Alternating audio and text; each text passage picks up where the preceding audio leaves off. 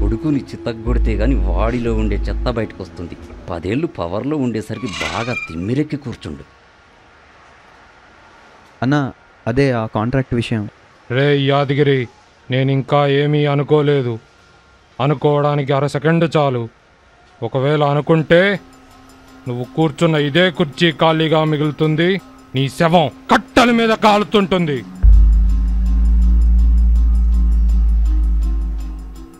మనుషుల్లాగా కత్తికి నీతి న్యాయాలుండవు బసవయ్య. ఎవడు దింపినా దిగుద్ది. చెప్పేవాడే కాదు, వినేవాడు అనుకోగలడు.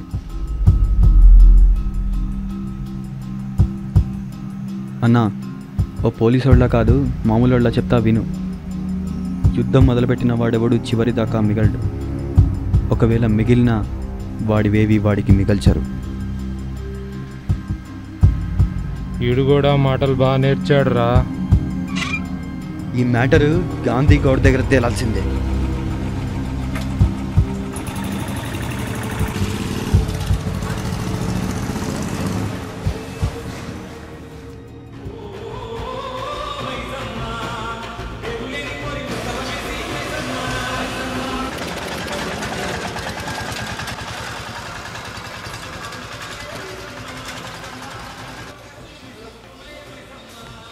నమస్తే అన్న.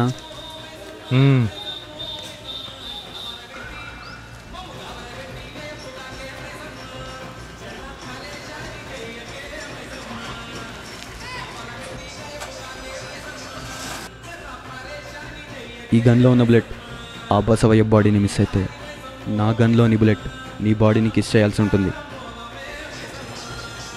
నేను సిగ్నల్ ఇచ్చే వరకు ఆగండి. నువ్వు రిలాక్స్ అయ్యి రిజల్ట్ చూడు.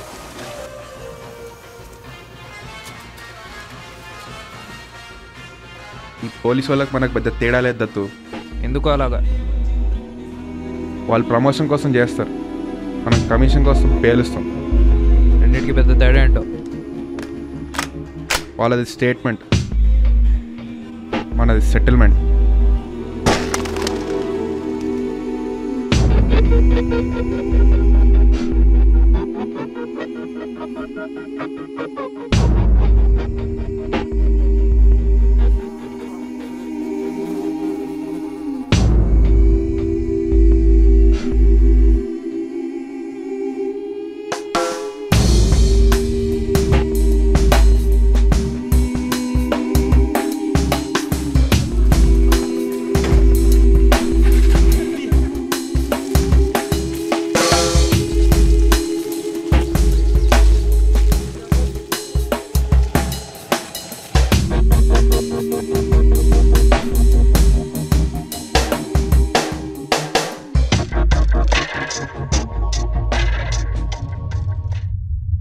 నేనేం చెప్పినా నువ్వేం చేసినావురా? ఆ బసవయ్య నా దందాకే ఎసరు పెడుతుండు, వాడి బతుకు బర్కత్ చేయాలరా అన్న. నువ్వేం చెప్పినావు? మా పోరగాళ్ళు చిటికెలో పాడ మీద వండ పెడతారన్నావు. కొడుక్కే పోరులేకేడుస్తుంటే తండ్రి వచ్చి ముమైత్ ఖాన్ కావాలన్నాడట. అట్లుంది మన పని. సువ్వరు నా కొడక, పెద్ద పొడుస్తా ఎలగ పెడతాను వచ్చినావు. శాతగానుడు శాతగాని తీరుగుండాల్సింది. ఈ డబ్బులు అరుపులు రెండూ మిగిలేవి. అన్నా, దత్తు అలీ వచ్చారు.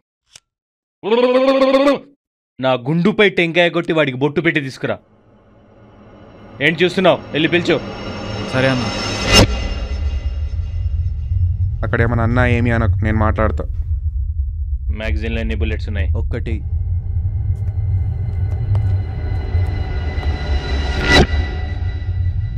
ఏం జరిగింది? మిస్ అయింది. వాడి మొహంలో ఆ పొగర్జుడు జాతి తక్కువ నా కొడుకు. ఏం జరిగిందని అడిగాను అనుకుంటా. గుడిలో వేసే రచ్చవుతుందని బయటకు వచ్చాక వేద్దాం అనుకున్నాం, కానీ మిస్ అయింది. చేసే లత్కూరు పని ఎక్కడ చేస్తుందిరా? చూస్తూ ఉండు, ఏదో ఒకరోజు వీళ్లే నిన్ను లేపేస్తారు.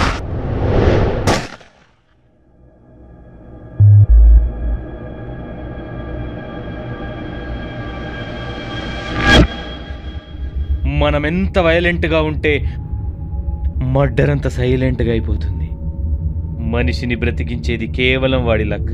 దొరికాక ఏసేయాలి. అది గుడా బడా అన్నది ముఖ్యం కాదు.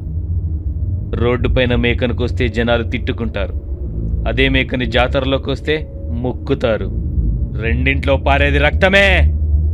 ఆ మేకవు నువ్వు కాకుండా చూసుకో. ఆ బలినేనివ్వకుండా నిన్ను నువ్వు కాపాడుకో.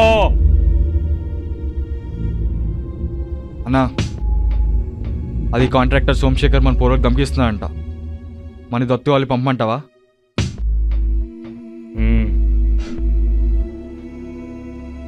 రే దత్తు,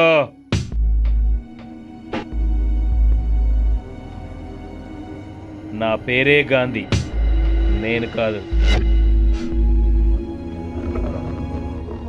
ఏమంటావు దత్తు? అసలు ఇదంతా జరిగే పనేనా? ఇదంతా అయ్యే పని కాదు. లేరాలి చెత్తనా కొడుక. ఇక్కడ కూడా మన లోక అయిపోయింది కదా. కూర్చోరా కూర్చో. వాడి మీద కోపం వీడి మీద చూపిస్తావారా? ఏయ్, ఇప్పక రాకని చెప్పానా? వెళ్ళు. గాంధీగాడు మరి కుక్కల్ని చూస్తున్నాడు రా మనని. ఇప్పుడు అర్థమైందారా వాడి దగ్గర నేను ఎందుకు మానేస్తాను? ఏయ్, ఈకు మాకు పోలికేంట్రా? నువ్వు కేవలం మర్డర్ ప్లాన్ వేసేవాడివి. మర్డర్ చేసేవాళ్ళం మేము. చెప్తున్నప్పటి నుంచి ఈ ఫీల్డ్లో ఉన్నా. నాకు చెప్తావారా నువ్వు మర్డర్ గురించి? ఇక్కడ మర్డర్ గురించి కాదు, మనీ గురించి. ఇక మీదటి ఎవరి దగ్గర కుక్కలా పనిచేయాల్సిన అవసరం లేదు. డబ్బు కోసం నేను ఏం చేయడానికన్నా రెడీ.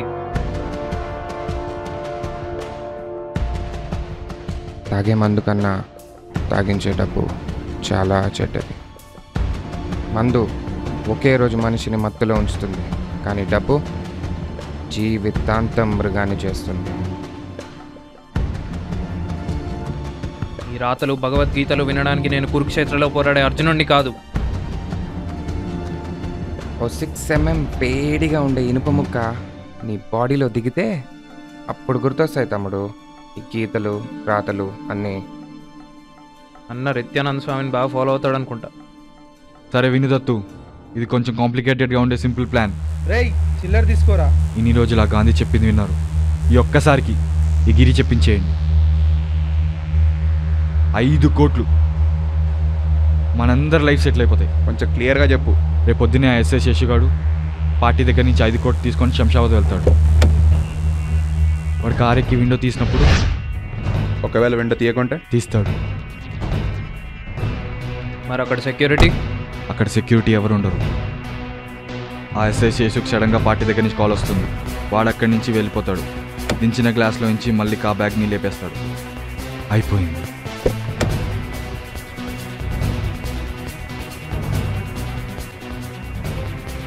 ఐదు కోట్లు మనవే.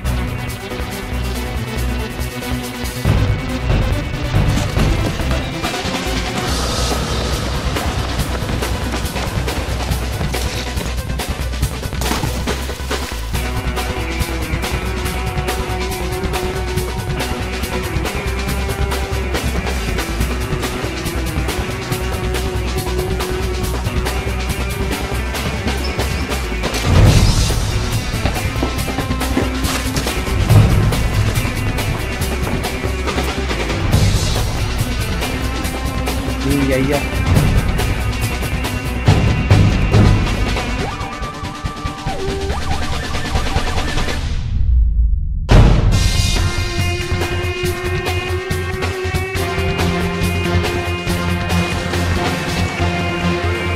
అలీ ఇక్కడ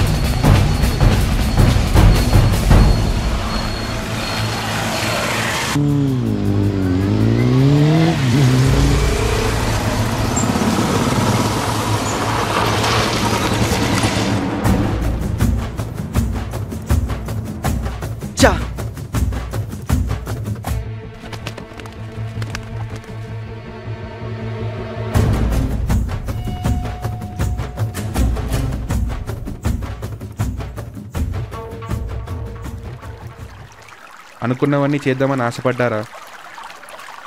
కానీ అనుకోనివన్నీ అయిపోయాయి, అనుకున్నవన్నీ చెరిగిపోయాయి. రే ఏంట్రా వేదంతా మాట్లాడతావు? వస్తావా రావా?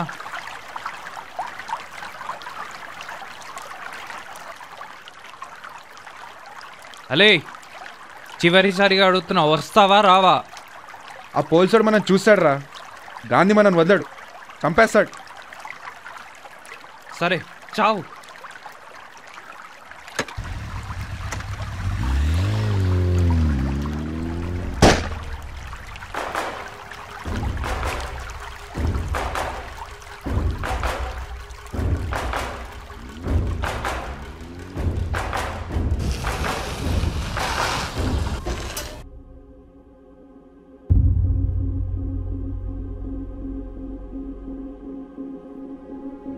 ఎక్స్పెక్ట్ చేశా ఇక్కడే ఉంటావని.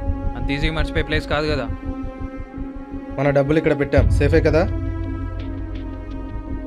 అప్పుడు నాకు 9 ఏళ్ళు అనుకుంటా.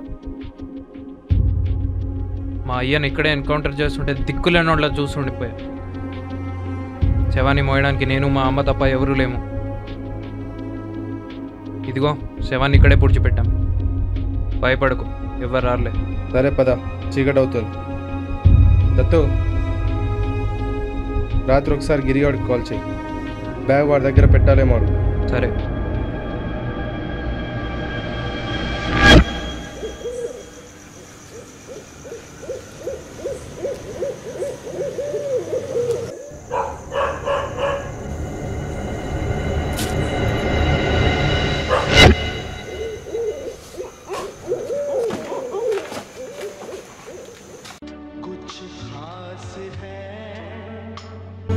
हम सभी में कुछ बात है